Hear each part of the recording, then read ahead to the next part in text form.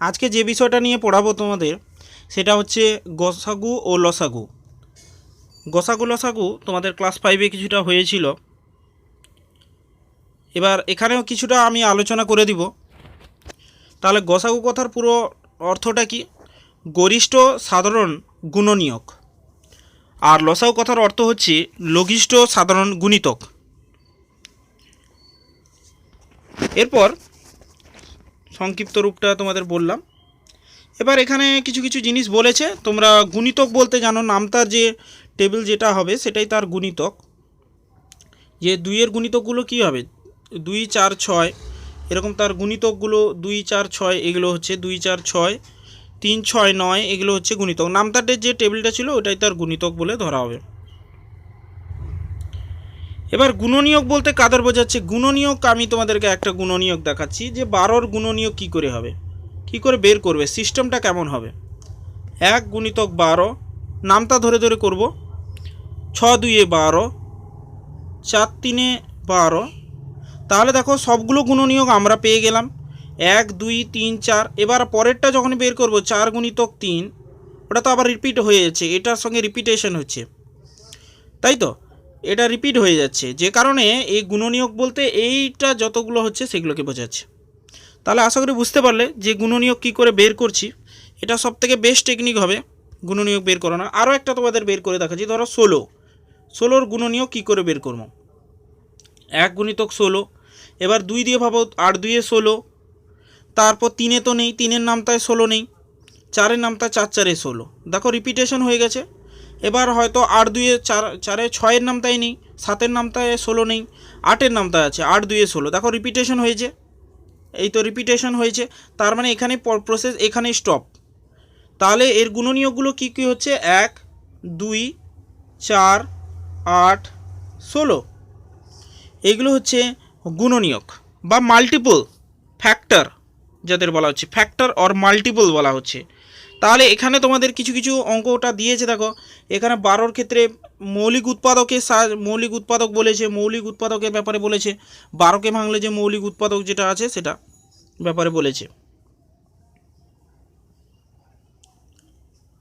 এবার এখানে 1.2-এ একটা অঙ্ক দিয়েছে, এটা প্রয়োজন নেই, বুঝলে তো। ছক কাগজে ছক থেকে ওইগুলো সব কোনো প্রয়োজন তোমাদের নেই, এই যে এগুলো সব কিছু প্রয়োজন নেই। কিন্তু এখানে একটা ভালো জিনিস তোমাদের বলেছে, এটা কিন্তু পড়তে হবে, শর্ট কোশ্চেন হিসেবের জন্য এটা লাগবে।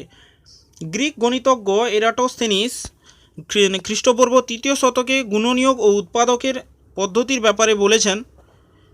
1 থেকে 100 পর্যন্ত সহজ মৌলিক সংখ্যা খোঁজার উপায়ও বলেছেন।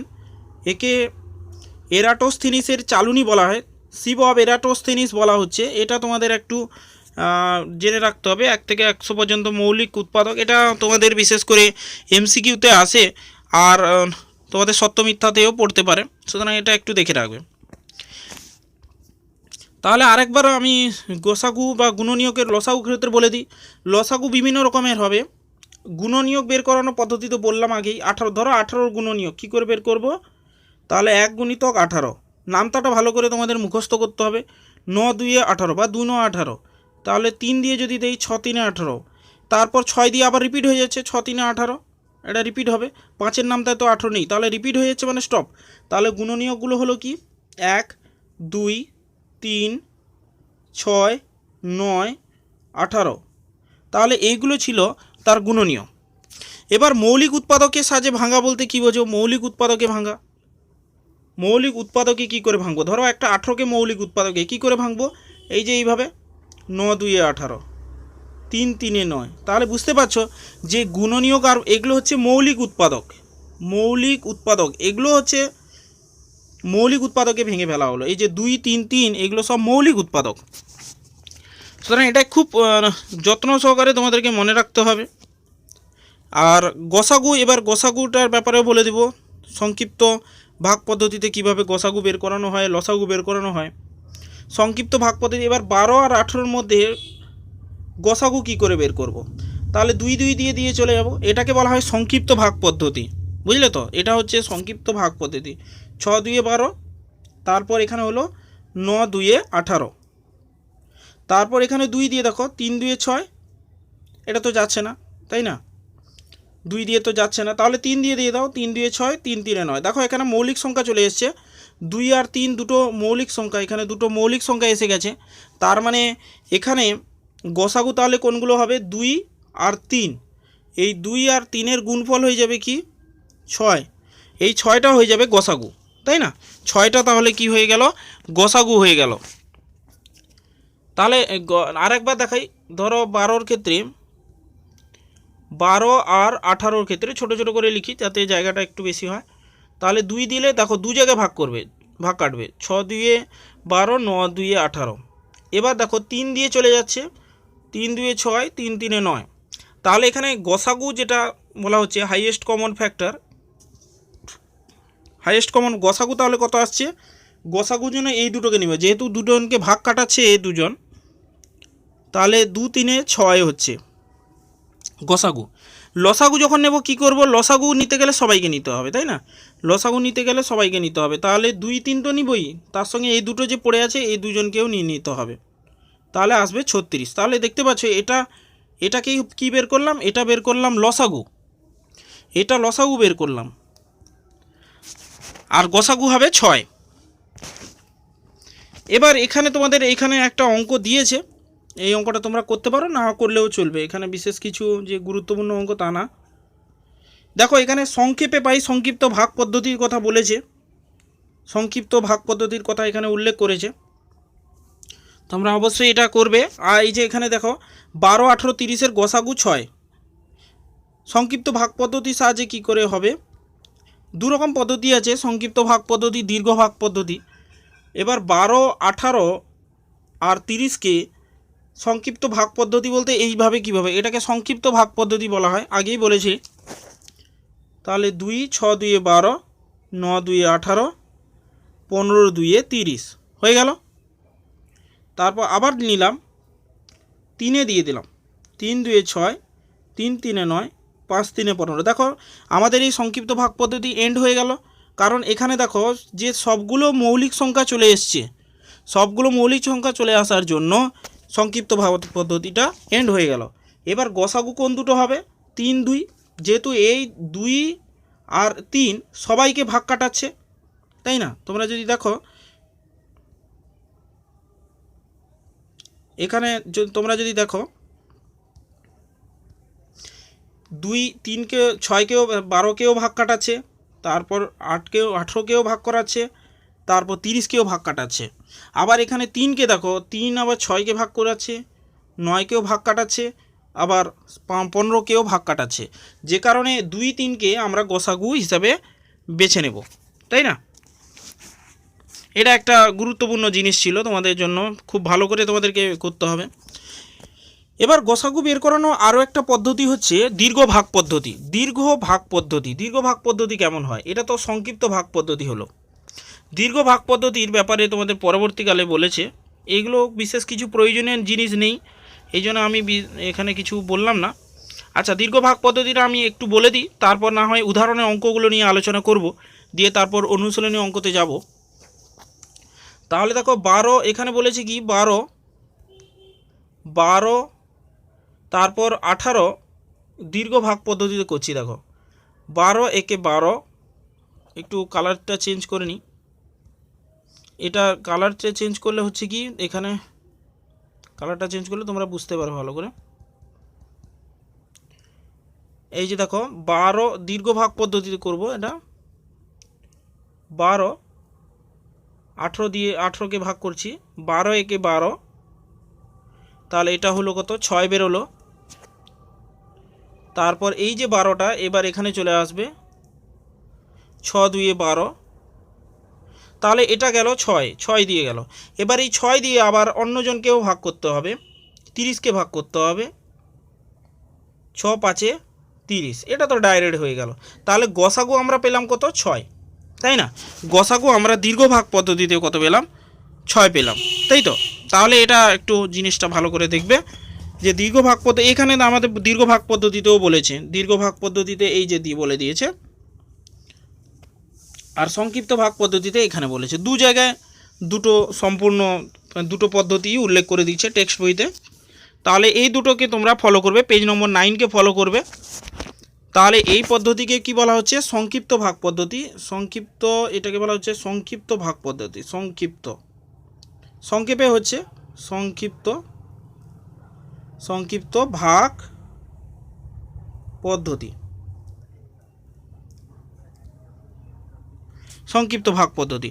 আর এটাকে বলা হচ্ছে কি, এই যে প্রক্রিয়াটাকে বলা হচ্ছে দীর্ঘ ভাগ পদ্ধতি।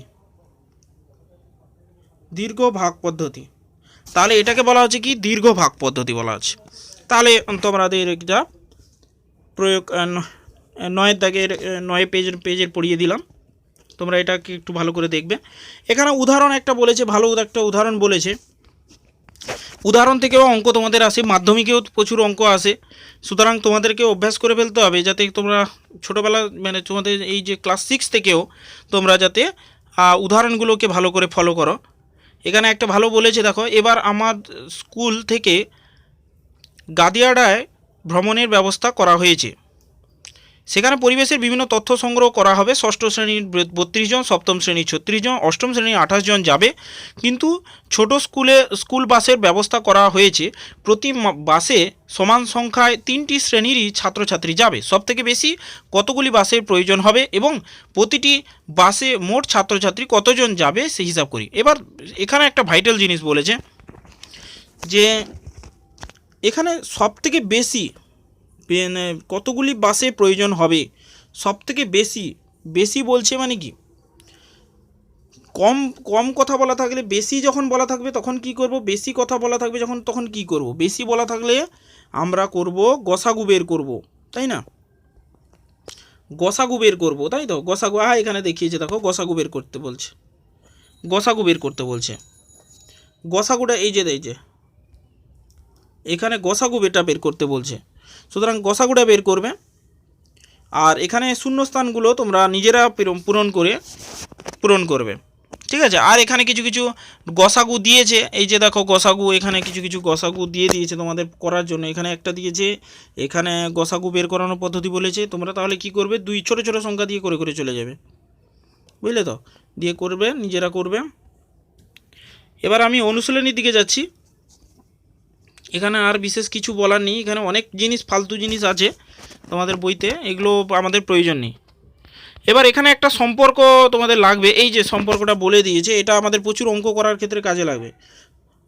দুটি সংখ্যার গুণফল সমান লসাগু গুণিত গসাগু। এটা এমসিকিউ আর শর্ট কোশ্চেনের জন্য গুরুত্বপূর্ণ, এটা আসবে, তোমরা তাহলে এটা পড়বে। এবার এখানে একটা খুব গুরুত্বপূর্ণ একটা অঙ্ক দিয়েছে, দেখো, যে 5টায় 3টি মোরগ একসঙ্গে ডেকে উঠল, তাহলে তারপর 36 সেকেন্ড, তারপর 30 সেকেন্ড, তারপর 48 সেকেন্ড অন্তর ডাকে। তারা কখন আবার একসাথে ডাকবে মানে কি, একই সময় ডাকবে। তখন এদেরকে কি করতে হবে জানো তো, লসাগু খুঁজে বের করতে হবে। এখানে পুরো ক্লিয়ার কাট বলেই দিয়েছে, লসাগু খুঁজে বের করতে বলছে, তাই না? লসাগু খুঁজতে হবে, লসাগু খুঁজলে এর উত্তর হয়ে যাবে। খুব ইম্পর্ট্যান্ট একটা অঙ্ক, খুব উদাহরণ থেকে একটা ভালো অঙ্ক দিয়েছে, এটা তোমরা নিজেরা করবে, এটা করাই আছে। এবার অনুশীলনীতে চলে আসো। 1.2 অনুশীলনী থেকে কিছু বলে দিই, তোমাদের বলে দিচ্ছি, দেখো। এবার 0 ছাড়া 5-এর 6টি গুণিতক বলেছে। 5-এর 6টি গুণিতক কী হবে, 5 একে 5 গুণিতক বলেছে, 5 দিয়ে 10, 5 3 15, 20, তারপর 25, তারপর 30, নামতা যেগুলো আছে, 6টা বলেছে, 6টা হয়ে গেল। তাহলে এইগুলো করবে। তার আশা করি তোমরা এই যে হোমওয়ার্কটা, এই যে ABCFটা সবগুলো করে ফেলতে পারবে আশা করি, তাই না? দুই অঙ্কের সংখ্যা ভাবি যার 4-এর গুণিতক। 4-এর গুণিতক কী হতে পারে, 12 হতে পারে, 4 3 12, 2 অঙ্কের বলেছে না, এই তো 1 অঙ্ক 2 অঙ্ক, তাই না? 1 অঙ্ক 2 অঙ্কের সংখ্যা, তাহলে 12 হতে পারে, তারপর 16 হতে পারে, তাই না? 16 হতে পারে, 20 হতে পারে। 4-এর গুণিতক বলেছে, তাহলে এটা দেখবে তোমরা। এবার এখানে কিছু কোশ্চেন বলেছে, 14-এর মৌলিক উৎপাদক কী কী। মৌলিক উৎপাদকের মধ্যে একটা জিনিস বলি তোমাদের, মৌলিক উৎপাদক কী হবে। এবার 7 2, এখানে বলছে 7 2 14, তাহলে মৌলিক সংখ্যা কী হয়ে গেল, 2 আর 7। 1কে তো মৌলিক সংখ্যা বলাই যায় না, তাই না? 1 কোনো মৌলিক সংখ্যা নয়, এটা তোমাদের যেন মনে থাকে, 1 কোনো মৌলিক সংখ্যা নয়, হয়েছে, এটা তোমাদের মনে রাখতে হবে। তাহলে এই অঙ্কটা করবে, 2-এর দাগের অঙ্কটা করবে। 3-এর দাগের সংখ্যা বলেছে, দেখো গুণিতক খুঁজে বের করতে বলেছে। কোন সংখ্যার গুণিতক এটা? তাহলে 42-এর কোন সংখ্যার গুণিতক হবে? এবার নামতাগুলো জানতে হবে কোন সংখ্যার গুণিতক। এখানে দুটো সংখ্যাই হবে, 7ও হবে 6ও হবে, 7 6 42। তাহলে এটা হবে 11-এর গুণিতক কী হবে? 121 হবে, তাই না? 11 11 121, 11 ইন্টু 11 কত হবে? 121 হয় না? তাহলে এটা জানতে হবে তোমাদেরকে। এবার পরস্পর মৌলিক সংখ্যার জোড় কোনগুলো পরস্পর মৌলিক সংখ্যার জোড় হচ্ছে সেটা খুঁজে বের করতে হবে। সংখ্যা জোড়ের মধ্যে কোনগুলো পরস্পরের সংখ্যা মৌলিক দেখি। এবার এখানে দেখো 5-এর 7 পরস্পরের সঙ্গে মৌলিক, তাই না? এবার তোমরা দীর্ঘভাগ পদ্ধতিও করতে পারো। যাদের পরস্পর মৌলিক সংখ্যা কাদের বলা হয় সেটা আমাকে জানতে হবে। পরস্পর মৌলিক সংখ্যা তাদেরই বলা হয় যাদের গসাগু করে ফেললে কি আসবে? 1 আসবে। দীর্ঘভাগ পদ্ধতিতে আমি যদি করি, ধরো 5 আর 7, 5 আর 7-এর মধ্যে দীর্ঘভাগ পদ্ধতি 5 একে 5, 2 বেরোলো, তাহলে আবার 5 বেরোলো, তাহলে 2 2 4, তাহলে সেই 1 বেরোচ্ছে। সুতরাং এখান থেকে তোমরা বুঝতেই পারছো যে পরস্পর মৌলিক সংখ্যা 5 7 পরস্পর মৌলিক, 10 21 পরস্পর মৌলিক। এগুলো একটু দেখিয়ে দিতে হবে তোমাদেরকে। তাহলে কিভাবে দেখাবে? ধরো 10 21, আমি 10 21 একটা অঙ্ক তুলে নিচ্ছি। তাহলে দেখো এখানে 10 2 20, 1 বেরোলো, তাহলে 1 10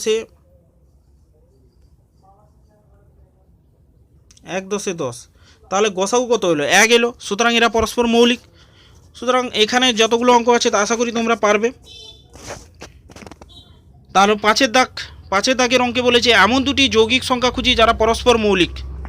এমন দুটি যৌগিক সংখ্যা খুঁজে বের করতে পারছে যারা পরস্পর মৌলিক। 9 একটা যৌগিক সংখ্যা আর 16 একটা যৌগিক সংখ্যা। এবার এদের পরস্পর মৌলিক দেখো, যদি তোমরা বিচার করতে চাও যে পরস্পর মৌলিক কোপ্রাইম কাদের বলবো বা পরস্পর মৌলিক কাদের বলবো। 9 আর 16, 9 একে 9, 7 বেরোলো, এবার 9 9 একে 9, 7 একে 7 হবে, 2 বেরোলো, তাহলে 2 আর 7, তাহলে 3 2 6, তাহলে 1 1 আর 2, 1 2 2, তাহলে এখানে গসাগু কত এলো? 1 এলো। তাহলে এরা পরস্পর মৌলিক হচ্ছে না? পরস্পর মৌলিক সংখ্যা হচ্ছে। তাহলে এইভাবে তোমরা 5-এর দাগের এটা করবে, 5 আর 6। এবার 6 দাগেটা তোমরা নিজেরা করবে, সহজ আছে। 7 দাগের অঙ্কে বলছে দেখো নিচের সংখ্যাগুলি 1 এবং মৌলিক উৎপাদক বিশ্লেষণ করে গসাগু খুঁজি। মৌলিক উৎপাদকের সাহায্যে ভাঙতে বলেছে। তাহলে এই অঙ্কগুলো করার টেকনিকটা দেখো কিভাবে ভাঙবে। 22কে মৌলিক উৎপাদকে ভেঙে ফেলো, 2 11, তাহলে হলো 22 সমান 2 গুণিতক 11 হয়েছে। এবার 44কে ভেঙে ফেলো, 44 কি আসবে? 44 2 22 2 11, তাহলে 44 2 গুণিতক 11। তাহলে এখানে কমন কোনগুলো আসে? এবার গসাগু খুঁজে বের করতে বলেছে। তাহলে 11 একটা হবে আর 2 একটা হবে। তাহলে গসাগু কত হলো? গসাগু তাহলে হবে 2 গুণিতক 11, তাহলে হবে কত? 22। যেটা কমন আসছে, ধরো 11 কমন আসছে, 2 কমন আসছে, 2 আর 11কে লিখে ফেললাম, 22 হয়ে গেল। বুঝেছো তো? এবার ধরো আমি আরেকটা অঙ্ক তোমাদের করে দেখাচ্ছি। ধরো 28 35 49 দেখাচ্ছি। 28কে ভেঙে ফেলা, আগে 28কে ভেঙে ফেলছি, তাহলে 2, তাহলে দেখো কত আসছে? 14 2 7, তাহলে এখানে 28 কি হলো? 28 লিখছি। এরপর আসছে 35, 5 7 35, 49, 7 7 49, তাহলে 28 এখানে হবে কত? 2 গুণিতক 7, 35 সমান হচ্ছে 5 গুণিতক 7, এখানে 49 হবে 7 গুণিতক 7। তাহলে এখানে গসাগু কোনগুলো হচ্ছে? এই যে গসাগু তাহলে হবে কত? 7 হবে, যেহেতু কমন আসছে দুটোর ক্ষেত্রে। তাহলে গসাগু তাহলে হবে কত? 7 হবে। গসাগু তাহলে আমরা লিখব কত? গসাগু তাহলে হবে 7, যেহেতু এটা কমন আছে সবার ক্ষেত্রে, তাহলে গসাগু 7 হয়ে যাবে। এইভাবে তোমরা এখানে 7 দাগের সবগুলো অঙ্ক কমপ্লিট করবে। এবার বলেছে সংখ্যাগুলি ভাগ পদ্ধতিতে 8 দাগের অঙ্কে দেখো, 8 দাগে বলছে দীর্ঘ ভাগ পদ্ধতির কথা এখানে উল্লেখ করেছে। তাহলে যেরকম পদ্ধতির কথা বলবে সেই পদ্ধতি অনুযায়ী তোমাদেরকে এখানে করতে হবে অঙ্কগুলো, দীর্ঘ ভাগ পদ্ধতিতে অঙ্কগুলো করতে হবে। যেরকম আমি তোমাদের একটা দেখিয়ে দিই, এই যে 27 63 আছে, তাহলে এটাকে কিভাবে করব। 27 আর 63, একটু কালারটা চেঞ্জ করে নিই। 27 ও 63, তাহলে এখানে কিভাবে করছি। 27 ও 63, 27 2 54, এখান থেকে বেরোলো 9, 27 এলো, 9 3 27, তাহলে গসাগু হয়ে গেল 9। বুঝতে পেরেছো তো? এটাকে বলা হয় দীর্ঘ ভাগ পদ্ধতি। 27 আর 63 তোমরা দরকার পড়লে ভিডিওটাকে আগে একটু রিমাইন্ড করেও দেখে নিতে পারো, তাই না? রিমাইন্ড করেও দেখে নিতে পারো, অসুবিধা কিছু নেই। তোমাদের একটু ভিডিওটা ইউজ করতে শিখতে হবে। এগুলো 27 63 বের করলাম, ভিডিওটা পজ করেও তোমরা করতে পারো, এগুলো অসুবিধা কিছু হবে না। আচ্ছা, তোমরা তাহলে 8 দাগ পর্যন্ত অঙ্কগুলো করে রাখো। তারপর বাকি তোমাদের আমি তো বলেইছি নামটা মুখস্থ করতে হবে। আর গুরুত্বপূর্ণ দিনগুলো বিশেষ করে 12ই জানুয়ারি, 23শে জানুয়ারি, 26শে জানুয়ারি, এগুলো সবগুলোই তোমাদেরকে ভালো করে মুখস্থ রাখতে হবে। এইগুলোর ব্যাপারে আমি গুগল মিটে যে ক্লাসটা নেব সেখানে জিজ্ঞেস করব, তাহলে অবশ্যই তোমরা করবে। আর 8 পর্যন্ত তোমাদের হোমওয়ার্ক থাকলো, 8 পর্যন্ত তোমরা পড়া করে রাখবে। আমি পরের ক্লাসে এগুলো নিয়ে আবার আলোচনা করব। আর যে অঙ্কগুলো হবে না গ্রুপে পাঠাবে, সেগুলো করে দেবো।